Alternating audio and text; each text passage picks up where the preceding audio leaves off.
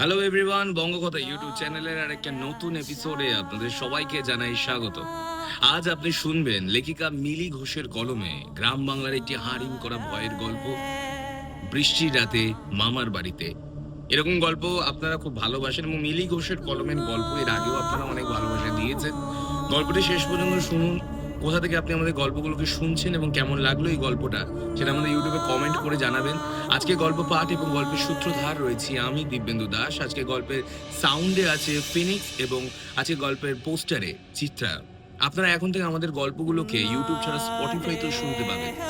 তো আমাদের এই ইউটিউবের ডেসক্রিপশন বক্সে স্পটিফাইয়ের লিঙ্ক দেওয়া রইলো, আপনারা যান এবং সে আমাদের স্পটিফাই অ্যাকাউন্টটাকেও ফলো করে দিন। বেশি সময় নষ্ট করবো না, শুরু করছি আজকের গল্প। শুনবেন লেখিকা মিলি ঘোষের কলমে বৃষ্টির রাতে মামার বাড়িতে।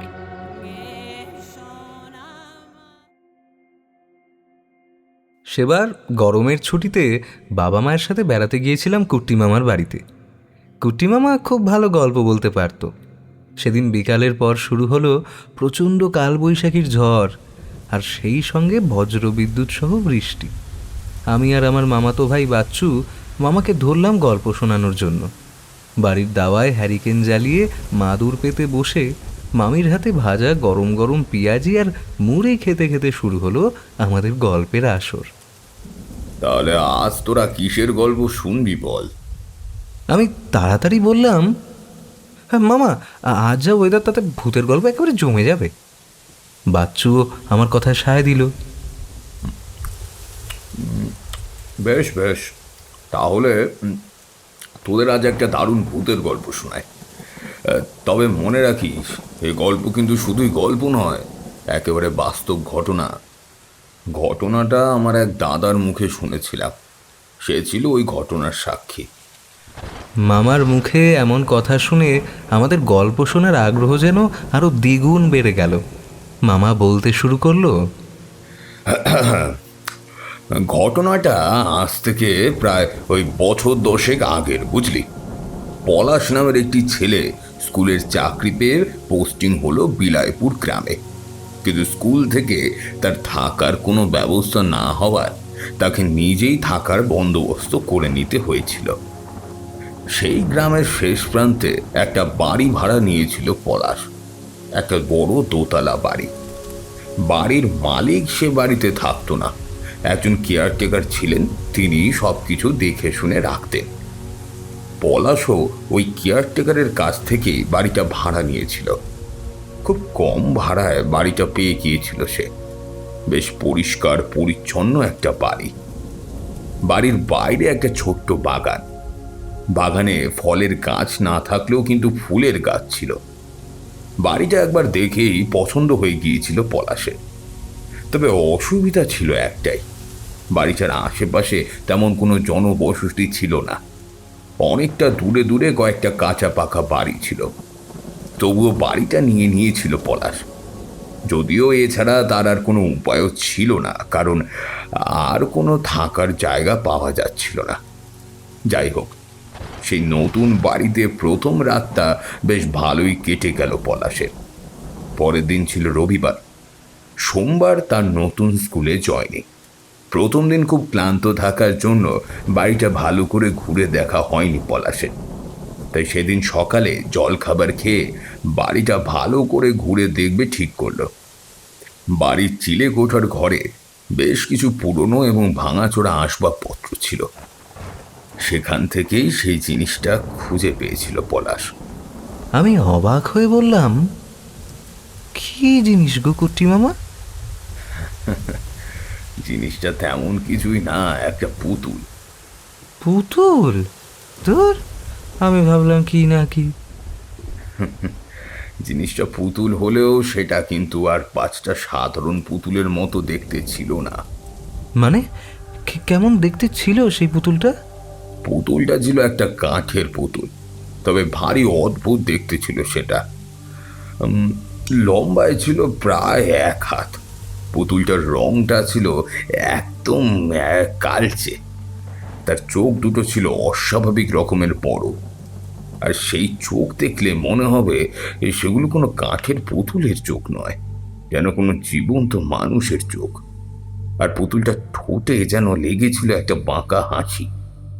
পুতুলটা হাতে নিয়ে প্রথমটায় পলাশ একটু চমকে উঠেছিল, কিন্তু পরক্ষণেই ওর মনে হয়েছিল পুতুলটা ওর খুব ভালো লেগে গেল।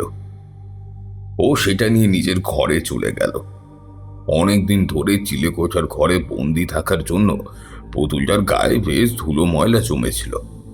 পলাশ একটা কাপড় এনে পুতুলটাকে ভালো করে পরিষ্কার করে নিল, তারপর সেটা রেখে দিল টেবিলের উপরে। তারপর নিজের অন্যান্য কাজগুলো সেরে নিল। দুপুরবেলা খাওয়া দাওয়ার পরে পলাশ বিছানায় এসে গা এলিয়ে দিল। শুয়ে শুয়ে এটা ওটা ভাবতে ভাবতে হঠাৎ ওর চোখ গেল টেবিলের উপরে রাখা সেই পুতুলটার দিকে। ওর মনে হলো পুতুলটা যেন ওকে দেখছে, তবে তাতে কিন্তু ওর বিন্দুমাত্র ভয় লাগলো না। ও বিছানা থেকে নেমে পুতুলটার দিকে এগিয়ে গেল, তারপর সেটা হাতে নিয়ে বেশ কিছুক্ষণ তার দিকে তাকিয়ে রইল। পুতুলটাকে বড় ভালো লেগেছে পলাশের। ও পুতুলটা নিয়ে এসে বিছানায় শুইয়ে দিয়ে তার পাশে নিজে শুল। কখন যে ঘুমিয়ে পড়েছে সে খেয়াল নেই ওর। যখন ঘুম ভাঙল দেখল চারপাশে অন্ধকার, বুঝলো সন্ধ্যা হয়ে গেছে। পলাশ তাড়াতাড়ি বিছানা থেকে নেমে ঘরের আলোগুলো ধরিয়ে দিল। পুতুলটা এখনো বিছানার উপরে শোয়ানোই রয়েছে। পলাশ পুতুলটাকে তুলে নিয়ে বিছানার উপরে বসিয়ে দিল। নিজের কিছু প্রয়োজনীয় কাজ সেরে নিয়ে আবার এসে বসলো বিছানায় পুতুলটার পাশে। এক দৃষ্টিতে চেয়ে রইল সেটার দিকে। পুতুলটা যেন ওকে অদ্ভুতভাবে আকর্ষণ করছে।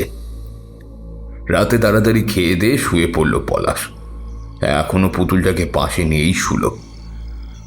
মাঝরাতে হঠাৎ একটা মৃদু কান্নার শব্দে ঘুম ভেঙে গেল পলাশের। চোখ খুলে বিছানায় উঠে বসল সে। মাথার কাছ থেকে টর্চটা নিয়ে ঘরের চারপাশটা ভালো করে দেখল, কিন্তু না, কেউ তো কোথাও নেই। তাহলে এভাবে কাঁদছে কে? আর সব থেকে আশ্চর্যের বিষয়টা হলো মনে হচ্ছে কান্নাটা এই ঘর থেকে আসছে। একটা বাচ্চা মেয়ে কাঁদলে ঠিক যেমনটা শব্দ হয়, এটাও ঠিক তেমনই। পলাশ কলকাতার ছেলে। ছোট থেকেই সে খুব সাহসী ও ডানপিটে। ভয় কি জিনিস তাও জানে না, তবে আজ কিন্তু ওর ভেতরে একটা ভয় করতে শুরু করলো। আর ঠিক তখনই ও দেখল ওর পাশের বিছানার উপরে সেই পুতুলটা নেই। কোথায় গেল সেটা? কেন জানি না পলাশের বুকের ভেতরটা একবার মোচড় দিয়ে উঠল। ও এক লাফে বিছানা থেকে নেমে ঘরের আলোগুলো জ্বালাতে গেল, কিন্তু সেগুলো জ্বলল না, অর্থাৎ লোডশেডিং। পলাশ টর্চ নিয়ে ঘরের ভেতরে পুতুলটাকে পাগলের মতো খুঁজতে লাগলো। ঠিক একজন বাবা যেমন তার সন্তানকে হারিয়ে ফেললে খোঁজে, কান্না শব্দটা কিন্তু তখনও শোনা যাচ্ছে। বেশ কিছুক্ষণ খোঁজার পর পলাশ দেখল খাটের তলায় একটা কোণে উল্টো হয়ে পড়ে আছে পুতুলটা। পলাশ তাড়াতাড়ি পুতুলটাকে খাটের তলা থেকে বের করে নিল, কিন্তু পুতুলটা ওখানে পড়ল কিভাবে? সেটা তো বিছানার ওপরেই ছিল। যদি ধরেও নেওয়া হয় যে ঘুমের মধ্যেই পলাশের হাতে ধাক্কা লেগে সেটা মাটিতে পড়ে গেছে, তাহলেও তো ঘরের মেঝেতেই পড়বে। এভাবে খাটের তলাতে তো ঢুকে যাবে না। এদিকে কান্নার শব্দটা কিন্তু থেমে গেছে। পলাশের খুব ঘুম পাচ্ছিল। কালকে আবার তাড়াতাড়ি উঠতে হবে। পুতুলটাকে যেই না শোয়াতে যাবে এমন সময় ওর হাতে একটা ভেজা ভেজা অনুভূতি হলো। ওর মনে হলো পুতুলটার গায়ে যেন জল লেগে আছে, কিন্তু খাটের তলায় জল আসবে কিভাবে?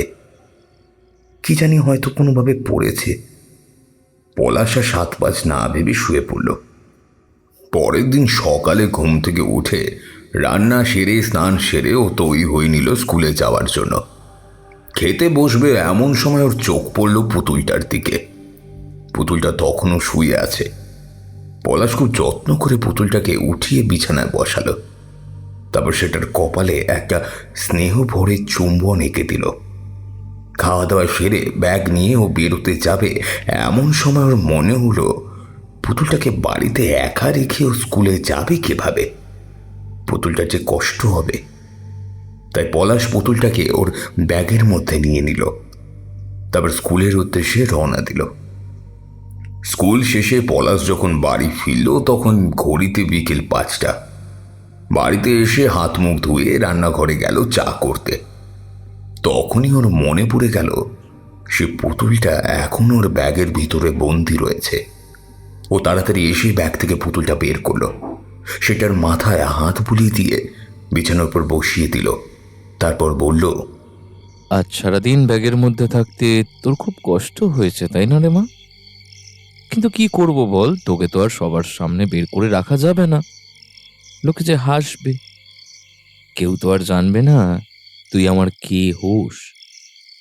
আমার জন্য এইটুকু কষ্ট কি তুই করতে পারবি না রে মা? এই বলে সে আবার পুতুলটার কপালে স্নেহ চুম্বন এঁকে দিল।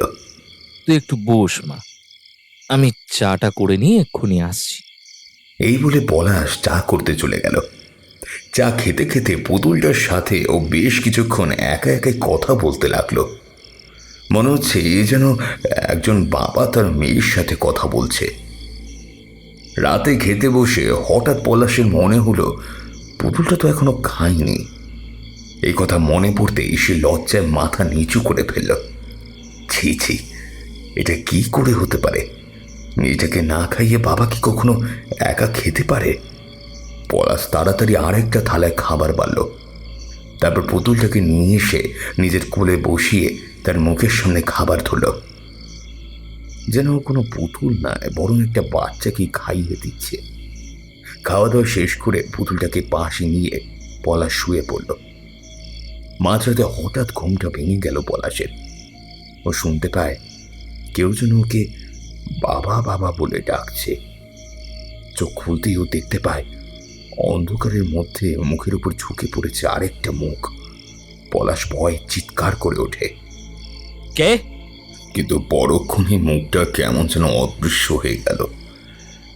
এবার পলাশ উঠে বসে, পাশে রাখা টর্চটা জ্বালিয়ে একবার সারা ঘর ভালো করে দেখে নেয়। না, ঘরে তো কেউ নেই। তাহলে কি এটা ওর মনের ভুল? কিন্তু ও যে স্পষ্ট দেখলো ওর চোখের সামনে আরো দুটো চোখ জলজল করছিল। যদিও অন্ধকারে মুখটা ঠিক ভালো করে দেখতে পায়নি ও। আর সেই বাবা বাবা বলে ডাকটা, সেটাও তো এখনো শোনা যাচ্ছে না।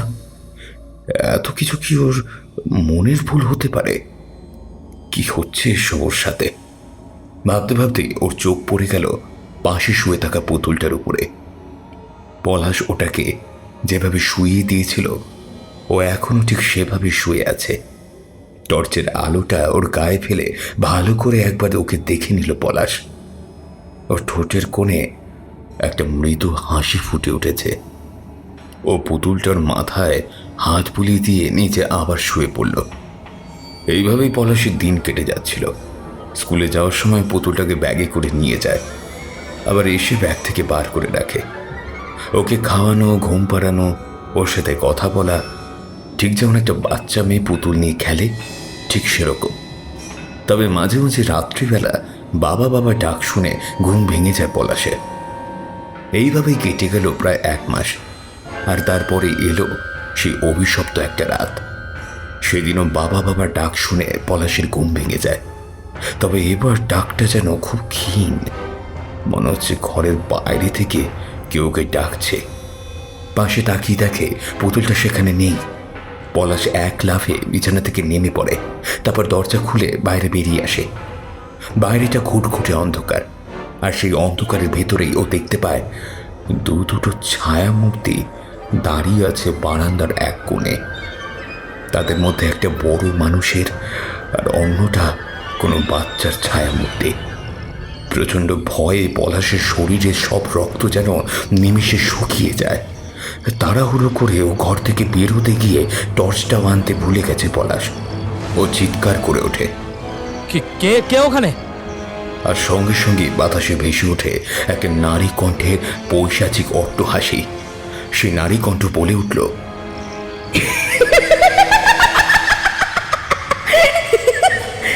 চিনতে পারছিস না? এত তাড়াতাড়ি ভুলে গেলি আমাদের? না না, পারছি না। কে তোমরা? বেশ, তবে দেখ আমাদের, দেখ। পলাশ দেখল ওর সামনে দাঁড়িয়ে আছে দুটো বিভৎস মূর্তি, একটি স্ত্রীলোকের আর অন্যটি একটি বছর তিনেকের ছোট্ট বাচ্চা মেয়ের। তাদের সারা শরীর থেকে রক্ত মাংস খসে পড়ছে, তাদের চোখ দুটো আগুনের গোলার মতো জ্বলছে। পলাশের মুখ থেকে একটা অস্ফুট শব্দ বেরিয়ে এলো। রজনী? হ্যাঁ, আমি রজনী। কি ভেবেছিলি তুই আমার বাড়িতে এসে তুই সুখে শান্তিতে থাকবে? না না না না না না, তুই তা কিছুতেই পারবি না পলাশ। আমি তোকে এই বাড়িতে থাকতে দেব না।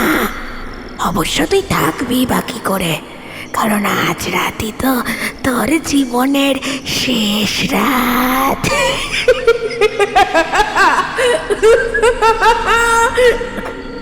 বলেই আবার পৈশাচিক অট্টহাসি ফেটে পড়ল। আমাকে ক্ষমা করে দাও রজনী, আমার ভুল হয়ে গেছে, দয়া করে আমায় ক্ষমা করে দাও।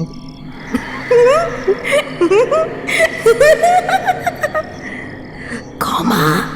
কিসের ক্ষমা? কিসের ক্ষমা? তোর মতো একটা পিশাচকে যদি আমি ক্ষমা করে দিই, তাহলে যে সমস্ত নারীরা তোদের মতো পুরুষদের পাদে পড়ে আমার মতো নিজেদের জীবনটাকে শেষও করে দেয়, তারা যে আমায় কোনোদিন ক্ষমা করবে না পলাশ। আমার কথা নয়, ছেড়েই দিলাম, কিন্তু আমার সন্তান, তার কি দোষ ছিল? হ্যাঁ বল, কি দোষ ছিল? কেন কেন সে তার বাবার স্নেহ ভালোবাসা পেল না? বল কেন কেন কেন কেন? কোনো উত্তর আছে? আছে উত্তর? তোর ক্ষমা নেই পলাশ, তোর ক্ষমা নেই। এই বলেই সে নারী মূর্তি তার বিভৎস হাত দুটো বাড়িয়ে দিল পলাশের গলাকে লক্ষ্য করে। পলাশ সেখান থেকে দৌড়ে পালানোর চেষ্টা করলো, কিন্তু পারল না। ওর মনে হচ্ছিল কেউ যেন ওর পা দুটোকে শক্ত করে বেঁধে রেখেছে। ও চিৎকার করতে চাইলো, কিন্তু ওর গলা দিয়ে কোনো শব্দ বেরোলো না। যদিও বের হলেও কোনো লাভ হতো না, কারণ ওর সেই চিৎকার ওই জনমানবহীন জায়গায় কারোর কানে গিয়ে পৌঁছাতো না। নারী মূর্তি হাত দুটো পলাশের গলার কাছে সাঁড়াশির মতো চেপে ধরল, তারপর তাকে শূন্যে তুলে ধরল। এবার সেই নারী মূর্তি কান্না ভেজা গলায় বলল, পলাশ, আমি তোকে ভালোবেসেছিলাম পলাশ, সত্যি ভালোবেসেছি। তাই তো কোনো কিছু না ভেবে নিজেকে উজাড় করে দিয়েছি। কোনোদিন ভাবিনি তুমি আমার সাথে এভাবে প্রতারণা করবে, আমার ভালোবাসা নিয়ে এভাবে খেলবে। কত স্বপ্ন দেখেছিলাম তোমাকে নিয়ে পলাশ, ভেবেছিলাম তোমার সাথে সুখের ঘর বাঁধব, কিন্তু তোমার মনে যে অন্য কিছু চলছিল সেটা তো বুঝিনি। কি করে পারলে পলাশ, কি করে পারলে? এক মুহূর্তের জন্যও তোমার মনে হলো না তোমার রজনী তোমাকে ছেড়ে বাঁচতে পারবে না? বলো পলাশ, চুপ করে আছো কেন? উত্তর দাও। আজ আমার খুব আনন্দের দিন জানো পলাশ। কত বছর হয়ে গেল তোমায় ছেড়ে আছি, অপেক্ষা করেছি তোমার জন্য। আজ যে আমার সব প্রতীক্ষার অবসান হতে চলেছে পলাশ। আজ থেকে তুমি, আমি, আমাদের সন্তান একসাথে থাকবো। আমার মেয়েটা তার বাবা স্নেহ পাবে। চলো পলাশ, আমাদের সঙ্গে চলো।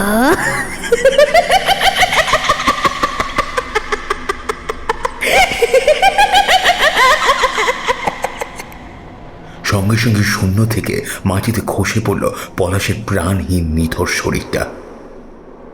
এরপর কেটে গেল আরো কয়েকটা দিন। সেদিন সকালবেলায় বাড়ির কেয়ারটেকার কোনো দরকারে পলাশের কাছে আসেন, কিন্তু বাড়ির কাছাকাছি আসতেই একটা পচা দুর্গন্ধে তার সারা শরীর গলিয়ে ওঠে, আর সেই সঙ্গেই মনের মধ্যে একটা ভয় খেলা করতে থাকে। তাহলে কি আবারও? ভয়ে ভয়ে তিনি একবার বাড়িটার সামনে এসে দাঁড়ালেন। সদর দরজার ভেতর থেকে বন্ধ। তিনি অনেকবার পলাশের নাম ধরে ডাকলেন, কিন্তু কেউ কোনো সাড়া দিল না। এরপর তিনি কয়েকজন গ্রামবাসীকে ডেকে নিয়ে সদর দরজা ভেঙে ভিতরে প্রবেশ করে। একতলায় কাউকে দেখতে না পেয়ে সিঁড়ি দিয়ে দোতলায় ওঠেন, আর তারপরেই দেখতে পান দোতলার বারান্দায় ঠিক মাঝখানে পড়ে আছে পলাশের পচা গলা দেহটা। মৃতদেহের চোখ দুটো যেন কোটর থেকে ঠিকরে বাইরে বেরিয়ে আসছে, ঠোঁটের কোণ থেকে বয়ে যাচ্ছে রক্ত, শুকিয়ে গেছে সেটা। আর মৃতদেহটা একেবারে সাদা ফ্যাকাশে হয়ে গেছে, দেখে মনে হচ্ছে সেই দেহে যেন এক বিন্দু রক্ত নেই। আর মৃতদেহের বুকের উপর পড়ে আছে একটা কাঠের পুতুল। তার মনে পড়ে গেল প্রায় বছর দুয়েক আগে ঘটে যাওয়া একটা ঘটনার কথা। সেবারও এক দম্পতি এই বাড়িতে থাকতে এসেছিল, অরুণ আর চন্দ্রিমা। একদিন চন্দ্রিমা বাপের বাড়ি গিয়েছিল, বেশ কয়েকদিন কাটিয়ে তারপর এই বাড়িতে ফিরবে। বিয়ের পর আর সেভাবে বাপের বাড়িতে যাওয়া হয়ে ওঠেনি তার, কিন্তু এখানে যে তার জন্য কত বড় বিপদ অপেক্ষা করছিল তাও হয়তো দুঃস্বপ্ন কল্পনা করতে পারেনি। সেদিন বাড়ি ফিরে এসে অনেকবার চিৎকার করে দেখার পরেও যখন ভেতর থেকে অরুণের কোনো সাড়া শব্দ পাওয়া গেল না, তখন চন্দ্রিমা গ্রাম থেকে লোকজন ডেকে আনে। তারা এসে দরজা ভেঙে ভিতরে ঢুকে, আর দোতলার বারান্দায় ঠিক এই জায়গাতেই পড়েছিল অরুণের প্রাণহীন দেহটা। সে মৃতদেহ অবস্থাও এই পলাশের মৃতদেহের মতনই ছিল, আর তারও মাথার কাছে পাওয়া গিয়েছিল এই কাঠের পুতুলটা। এরপর অরুণের মৃতদেহের তদন্ত হয়েছিল, কিন্তু পুলিশ কোনো অপরাধীকে ধরতে পারেনি। শুধুমাত্র ময়না তদন্তের রিপোর্টে বলা হয়েছিল প্রচণ্ড ভয়ে অরুণের হৃদযন্ত্র বন্ধ হয়ে গিয়ে মৃত্যু হয়েছে। আজ আবার এরকমই একটা মৃত্যু, আর একটা মৃত্যুর সাক্ষী রইল এই গ্রামবাসী। গ্রামবাসীদের বুক ভয়ে কেঁপে উঠেছিল। পলাশের বাড়ির লোককে খবর দেওয়া হয়েছিল, তারা এসে তাদের ছেলের শেষকৃত্য সম্পন্ন করেছিলেন। পলাশের মৃত্যুর প্রায় মাস 6 বাদে সেই গ্রামে বদলি হয়ে এলেন কলকাতা পুলিশের একজন উচ্চ পদস্থ আধিকারিক শুভঙ্কর সান্যাল। যদিও তার আসল উদ্দেশ্য ছিল এই দুটো মৃত্যুর রহস্যের সমাধান করা, আর তিনি এসেই বাড়িটাতেই ভাড়া নিলেন। বাড়ির কেয়ারটেকার বারবার তাকে বারণ করেছিলেন, কিন্তু শুভঙ্কর সান্যাল একবার যখন এই তদন্তে নেমেছেন এর শেষ না দেখে ছাড়বেন না। এবারেও তিনি সেই কাজই করলেন। সমস্ত বারণকে অগ্রাহ্য করে তিনি ওই বাড়িটা ভাড়া নিলেন। এমনিতে মানুষটি খুবই যুক্তিবাদী আর দৃঢ় মানসিকতার, সেই সঙ্গে অত্যন্ত সাহসী। দেহ তার অসীম শক্তি, একাই যেন 100 জন অপরাধীকে মুহূর্তে ঘায়েল করে দিতে পারে। তাকে দেখলেই ভয়ে অপরাধীদের বুক একেবারে কেঁপে ওঠে। যাই হোক, প্রথম 2 দিন শুভঙ্করবাবু পুরো বাড়িটা ভালো করে ঘুরে ঘুরে দেখলেন। চিলেকোঠার ঘর থেকে সেই পুতুলটাকেও তিনি নিজের শোবার ঘরে নিয়ে এলেন। তবে পলাশের মতো কিন্তু তিনি ওই পুতুলটার প্রতি আকর্ষণ বোধ করলেন না। পুতুলটাকে নিয়ে এসে তিনি একটা বড় কাঠের বাক্সের ভেতরে রেখে দিলেন। সেদিন রাত্রিবেলা খাওয়া দাওয়া করে শুভঙ্করবাবু শুয়ে পড়ল। তবে কোনো এক অজানা কারণে সেদিন তার কিছুতেই ঘুম আসছিল না। বেশ কিছুক্ষণ এপাশ ওপাশ করে তিনি উঠে পড়লেন, ঘরের ভেতরে পায়চারি করতে লাগলেন। তখনই তার নজর গেল টেবিলের উপরে রাখা সেই কাঠের বাক্সটার উপর, যার ভেতরে তিনি ওই পুতুলটাকে বন্দি করে রেখেছিলেন। তিনি বাক্সটার দিকে এগিয়ে গেলেন, তারপর বাক্সের ডালাটা তুলে দেখলেন পুতুলটা যেমনভাবে রাখা আছে তেমনই ছিল। এই বাড়িতে আসার পর থেকে অনেকেই তাকে বলেছে এই বাড়িটা নাকি অভিশপ্ত। তার সঙ্গে এই পুতুলটাই নাকি দুজন মানুষকে হত্যা করেছে। তবে প্রত্যেকবারই শুভঙ্করবাবু বিষয়টা হেসে উড়িয়ে দিয়েছেন। এসব কোনো অসৎ মানুষের কাজ, নিতান্ত একটা সাধারণ কাঠের পুতুল, এই পুতুল নাকি মানুষকে হত্যা করছে। সত্যি গ্রামের মানুষজনের এই অবিশ্বাস এবং কুসংস্কার যে কবে সমাজ থেকে দূর হবে কে জানে। পরের দিন রাতেও ঘটল ঠিক একই ঘটনা। মাঝরাতে আবার খুটখুট শব্দে ঘুম ভেঙে যায় শুভঙ্কর বাবুর, কিন্তু এবারেও তিনি বাড়ির ভেতরে এমন কোনো কিছু দেখতে পেলেন না যা সন্দেহজনক বলে মনে হতে পারে। তিনি ঘরে এসে শুতে যাবেন, এমন সময় তার দৃষ্টি পড়ল ওই কাঠের বাক্সটার উপরে। তিনি আবার বাক্সের ডালাটা খুলল, কিন্তু এবারে যেন তিনি একটু অবাক হলেন। তার মনে হলো বাক্সের ভেতরে পুতুলটা যেন তার আগের জায়গাতে নেই, একটু যেন ডান দিকে সরে গেছে। তিনি পুতুলটাকে বাইরে আনার জন্য যেই না হাত বাড়িয়েছেন, অমনি ঘরের আলোগুলো নিভে গেল। লোডশেডিং। শুভঙ্করবাবু বাক্সের ডালা বন্ধ করে আবার এসে শুয়ে পড়ল। দেওয়ালে ঝোলানো ঘড়ির দিকে টর্চের আলো ফেলে দেখলেন ঘড়িতে তখন রাত্রি 3টা।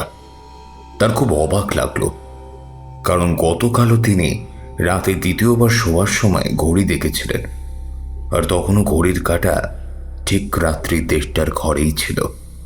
তাহলে কি অপরাধী একটা নির্দিষ্ট সময় তার খেলা শুরু করে? এরকমই নানান চিন্তা তার মাথায় ঘুরপাক করতে লাগলো। অনেক ভেবে তিনি মনে মনে একটা সিদ্ধান্ত নিলেন, পরদিন রাতে তিনি আর ঘুমাবেন না, অন্তত এই 1:30টার আগে তো নয়। সেই মতো পরের দিন সন্ধ্যাবেলা অফিস থেকে ফিরে একটু রেস্ট নিয়ে তাড়াতাড়ি রাতের খাওয়া দাওয়া সেরে নিলেন। তারপর অফিসে কয়েকটা ফাইল চেক করে নিয়ে ঘরের আলো নিভিয়ে চুপচাপ খাটের উপর বসে রইলেন। এইভাবেই যে কত সময় কেটে গেল তার খেয়াল নেই শুভঙ্কর বাবুর। বসে থাকতে থাকতে তার তন্দ্রা এসে যাচ্ছিল, তবুও খুব কষ্ট করে তিনি চোখ দুটো খোলা রাখলেন। হঠাৎই মাথার উপরে ঘুরতে থাকা পাখার ঘোড়াটা বন্ধ হয়ে গেল। শুভঙ্কর বাবু বুঝতে পারলেন লোডশেডিং হয়ে গেল। ঘড়ির দিকে টর্চ মেরে দেখলেন রাত্রি তখন 11:30। এখনো সেই অপরাধীর আগমনের সময় হয়নি।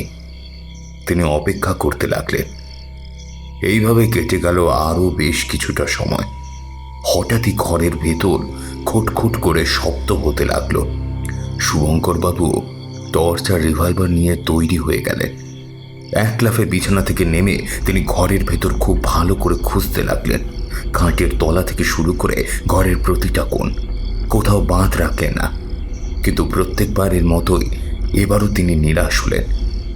এই মুহূর্তে তার ঠিক কী করা উচিত কিছুতেই তিনি বুঝে উঠতে পারছিলেন না। হঠাৎ একটা কিছু খোলার শব্দ হলো। পিছনে ফিরে টর্চের আলোটা ধরতেই তিনি দেখলেন যে কাঠের বাক্সে তিনি পুতুলটাকে বন্দি করে রেখেছিলেন, তার ডালাটা খোলা। তিনি দৌড়ে বাক্সটার কাছে গেলেন, কিন্তু এটা তিনি কি দেখছেন? বাক্সটা যে খোলা, তাহলে পুতুলটা কোথায় গেল? ঘরে কোনো চোর ঢুকিনি যে এই পুতুলটাকে চুরি করে নিয়ে যাবে।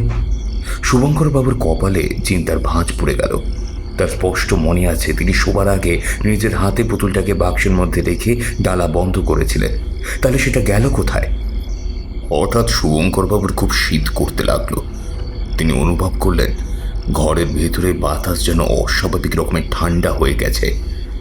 এমন সময় একটা কান্নার শব্দ তার কানে এলো। শব্দটা আসছে দরজার বাইরে থেকে।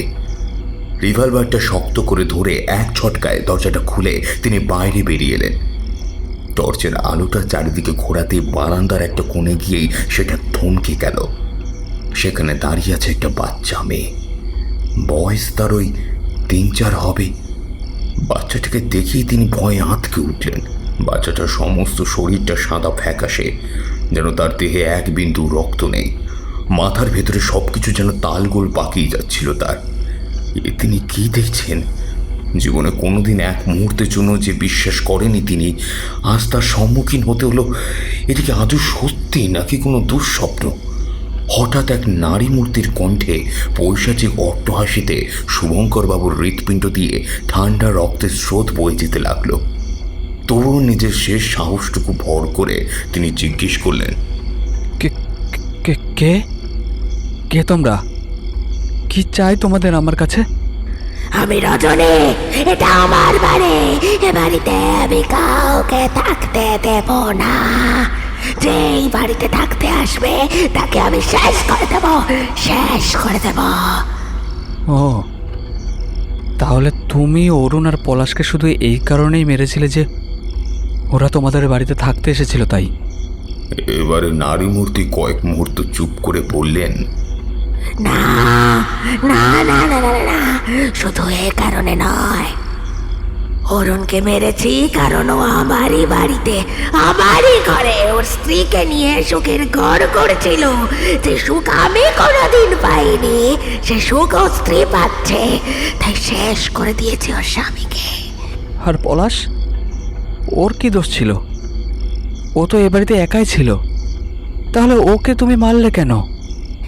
কারণ ওর মতো একটা নরপিশাচের এই পৃথিবীতে বেঁচে থাকার কোনো অধিকারই ছিল না। মানে? যে পুরুষ নিজের ঔরসজাত সন্তানকে অস্বীকার করতে পারে, তাকে পিতৃস্নেহ থেকে বঞ্চিত করতে পারে, তার এ পৃথিবীতে কোনো জায়গা নেই। দেখো রজনী, আমার মনে হয় আর মনের মধ্যে অনেক কষ্ট, অনেক যন্ত্রণা জমে আছে। তুমি যদি চাও সেগুলো আমাকে জানাতে পারো। আমি হয়তো তোমাকে তোমার সেই আগের জীবন ফিরিয়ে দিতে পারবো না, কিন্তু এতে তোমার মনটা অনেক হালকা হবে। নারীমূর্তি শুভঙ্কর বাবুর কথায় কোনো জবাব দিল না। কয়েক মুহূর্ত চুপ করে দাঁড়িয়ে রইল, তারপর হঠাৎ কাঁদতে শুরু করলো। তার কান্না শুনে শুভঙ্কর বাবুর মতো মানুষের মনও কেমন যেন গলে গেল। এবার নারীমূর্তি বলতে শুরু করলো। এই বাড়িতে থাকতাম আমরা আমরা তিনজন। আমার বাবা, মা আর আমি। আমার বাবা প্রতাপ রায় ছিলেন একজন ব্যবসায়ী। আমাদের টাকা পয়সার কোনো অভাব ছিল না, সুখে শান্তিতে ছিলাম। কিন্তু সেই সুখ আমাদের কপালে বেশি দিন সইল না। আমি তখন সদ্য যৌবনে পা দিয়েছি। কলকাতা থেকে বাবার এক বন্ধুর ছেলে এলো বাড়িতে। তার কাছে জানতে পেরেছিলাম তার বাবার শরীর নাকি খুব ভালো নেই, তাই তিনি এখনো রোজগার করতে পারেন না। কিন্তু বাড়িতে যে ওই একজনই রোজগারের ব্যক্তি। এদিকে ছেলে সবে কলেজ পাশ করেছে, পড়াশোনাতে খুব ভালো। আমার বাবা যদি নিজের ব্যবসায় তাকে কোনো কাজ দেয়, তবে ওদের সংসারটা বাঁচে। ছেলেটি ওর বাবার লেখা একটা চিঠি নিয়ে এসেছিল। সেটা পড়ে আমার বাবা সাথে সাথেই নিজের ব্যবসায় একটা ভালো কাজও দেয়। ছেলেটিও অত্যন্ত নিষ্ঠার সাথে দায়িত্ব পালন করত, থাকতো আমাদেরই বাড়িতে। প্রথম দেখাতেই আমাকে ভালো লেগেছিল তার। ধীরে ধীরে আমাদের মধ্যে ভালোবাসা আসে, সম্পর্ক তৈরি হয়। তখন তো বুঝিনি সেটা কোনো ভালোবাসা ছিল না, ছিল মিথ্যে অভিনয়। তার মনের মধ্যে ছিল অন্য একটা নারী। নারীমূর্তির কণ্ঠে তখন প্রচণ্ড ক্রোধের বহিঃপ্রকাশ ঘটেছে। সে আবার বলল, আমাদের সেই সম্পর্ক বাবা মাও মেনে নিয়েছিল। ছেলেটি আমার বাবাকে আমার বিয়ের প্রস্তাব দিলে আমার বাবা তাকে কলকাতায় পাঠান অনুমতির জন্য। ছেলেটিও আনন্দের সাথে বাড়ি ফিরে যায়। তখন যদি জানতাম ওই যাওয়াই তার শেষ যাওয়া হবে, তাহলে হয়তো।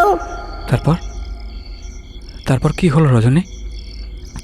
প্রায় 2 সপ্তাহ কেটে গেল, ছেলে ফেরে না, এমনকি তার বাড়ি থেকে কোনো চিঠিও আসে না। আমার বাবা সিদ্ধান্ত নিলেন তিনি নিজেই কলকাতায় তার বন্ধুর বাড়ি যাবেন। তার আগে কলকাতা থেকে চিঠি, সে চিঠি পড়ে জানা গেল ছেলেটি আমার বিয়ে করতে চায় না। সে তার বাবা মায়ের পছন্দ করা মেয়েকে বিয়ে করবে। আমার বাবা আমাকে নিয়ে চললেন কলকাতায়। ছেলেটির সাথে আমার বিয়ে না হলে যে সমাজে মুখ দেখাতে পারবো না। আমি যে তখন অন্তঃসত্ত্বা, আমার শরীরের ভেতর তখন একটু একটু করে বেড়ে উঠছে মানুষ রূপে জানোয়ার পলাশের সন্তান। পলাশদের বাড়িতে গিয়ে আমার বাবা বন্ধুর হাতে পায়ে ধরে কাকুতি মিনতি করলেন। আমি পলাশের পা ধরে কত কাঁদলাম, বললাম, পলাশ, ও পলাশ, আমি তো তোমার সন্তানের মা। পলাশ, তুমি এভাবে অস্বীকার করো না। পলাশ, আমার জন্য না হোক, আমাদের সন্তানের জন্য আমায় গ্রহণ করো। পলাশ, ওর একটা পরিচয় দরকার। সেদিন পলাশ আমায় লাথি মেরে সরিয়ে দিয়ে বলেছিল, আমাদের সন্তান? এ অসম্ভব। কান্নাকার সন্তানকে আমার সন্তান বলে চালিয়ে দিচ্ছ তুমি? হ্যাঁ, দুশ্চরিত্রা মেয়ে কোথাকার। যাও, বেরিয়ে যাও আমার বাড়ি থেকে, নাহলে পুলিশ ডেকে ঘাড় ধাক্কা দিয়ে বের করে দিতে বাধ্য হবো তোমাদের। সেদিন চোখের জল মুছতে মুছতে বাড়ি ফিরে এসেছিলাম, সাথে বাবা। আমি নিজেকে শেষ করতে চেয়েছিলাম, পারিনি। শুধু শুধু নিজের গর্ভস্থ সন্তানের কথা ভেবে। আমার সন্তান পৃথিবীর আলো দেখল, আমি সব দুঃখ ভুলে নিজের সন্তানের মুখের দিকে চেয়ে নতুন করে বাঁচতে শিখলাম। এভাবেই দিন কাটতে লাগলো। কিন্তু আমার মেয়েটার যখন 4 বছর, তখন একদিন রাতে ওর ধুম জ্বর এলো। আমাদের গ্রামের ডাক্তারকে দেখিয়েও কোনো লাভ হলো না। কলকাতা নিয়ে যাওয়ার ব্যবস্থা করলাম। 3 দিনের মাথায় মেয়েটা সকলকে কাটিয়ে চলে গেল। নিজের বেঁচে থাকার শেষ আমারটুকু হারিয়ে আমিও একদিন গলায় দড়ি দিলাম। এর কিছুদিন পরেই আমার মা বাবা বাড়ি বিক্রি করে কলকাতা চলে গেল। কিন্তু মরে গিয়েও আমার মেয়ের আত্মা, আমার আত্মা মুক্তি পায়নি। এখানেই রয়ে গেলাম আমরা। এই পর্যন্ত বলে নারী মূর্তি থামল। শুভঙ্কর বাবুও তখন চোখে জল চিকচিক করছে। নারী মূর্তি আবার বলল, এবার তো তোর মরার সময় এসে গেছে শুভঙ্কর সান্যাল। এখন যে তোকে মরতেই হবে। এই বলে সে তার 2টো হাত বাড়িয়ে দিল শুভঙ্কর বাবুর দিকে। শুভঙ্কর বাবু ভয় না পেয়ে দৃঢ় কণ্ঠে বললেন, দাঁড়াও রজনী, দেখো, তুমি আমাকে মারতেই পারো, কিন্তু তাতে কি তুমি আর তোমার মেয়ের আত্মা মুক্তি পাবে? বরং এইভাবে মানুষকে মেরে তোমরা আরও পাপে জর্জরিত হয়ে যাবে। দিন পাল্টাবে, বছর পাল্টাবে, কিন্তু তোমাদের কোনোদিনও মুক্তি হবে না। তোমরা এইভাবেই অতৃপ্ত আত্মা হয়ে এই বাড়িতে ঘুরে বেড়াবে। এই কথা শুনে নারী মূর্তির হাত দুটো যেন থেমে গেল। শুভঙ্কর বাবু আবার বললেন, দেখো রজনী, যা হবার তা তো হয়েই গেছে। এখন তুমি যদি চাও তাহলে আমি তোমাদের মুক্তি দিতে পারি। হ্যাঁ, চাই চাই, আমার মুক্তি চাই। আপনি আমাদের মুক্তির ব্যবস্থা করুন। বেশ, তাই হবে। আমি কালকেই সেই ব্যবস্থা করছি। পরের দিনই শুভঙ্কর বাবু একজন তান্ত্রিককে এনে যজ্ঞাতির ব্যবস্থা করেন। রজনীর মেয়ের সেই কাঠের পুতুলটা যজ্ঞের আগুনে আহুতি দেওয়া হয়। যজ্ঞ সমাপ্ত হওয়ার পর রজনীর কণ্ঠ ভেসে আছে বাতাসে। আমরা চলে যাচ্ছি। আজ থেকে এ বাড়ি অভিশাপ মুক্ত। আর কেউ কোনোদিন এ বাড়িতে এসে থাকলে মারা যাবে না, যাবে না। একটা কালো ধোঁয়ার অজ্ঞকুণ্ড থেকে বেরিয়ে এসে ধীরে ধীরে বাতাসে মিলিয়ে গেল। রজনীর কথা রেখেছিল, আর কোনোদিন সে বাড়িতে কারোর অস্বাভাবিক মৃত্যু ঘটেনি। এই পর্যন্ত বলে কুট্টি মামা চুপ করলো। আমি জিজ্ঞেস করলাম, আচ্ছা মামা, পলাশবাবু তো জানতেন যে ওটা রজনীদের বাড়ি, আর কেয়ারটেকার বাবু তো নিশ্চয়ই পলাশবাবুকে চিনতেন, তা সত্ত্বেও উনি তাকে ওই বাড়িটা ভাড়া দিলেন কেন? আর পলাশবাবুর সঙ্গে ঘটে যাওয়া সব কথা তুমি কিভাবে জানতে পারলে? ভাগ্নে রে, পলাশ ওই বাড়িটা ভাড়া নিয়েছিল ঠিকই, কিন্তু ততদিন তো ওই বাড়িটা আর রজনীদের ছিল না, সেটা বিক্রি হয়ে গিয়েছিল। আর অন্যদিকে কেয়ারটেকার ইচ্ছে করেই পলাশকে ওই বাড়িটা ভাড়া দিয়েছিল, কারণ অরুণের মৃত্যুর পর তিনি বুঝতে পেরেছিলেন যে ওই বাড়িটা অভিশপ্ত। তিনি জানতেন ওই বাড়িতে পলাশ থাকলে পলাশেরও ওই একইভাবে মৃত্যু ঘটবে। আর পলাশের একটা ডায়েরি ছিল, সেই ডায়েরি পড়েই অনেক কথা জানা গিয়েছিল, আর বাকিটা তান্ত্রিক বলেছিলেন।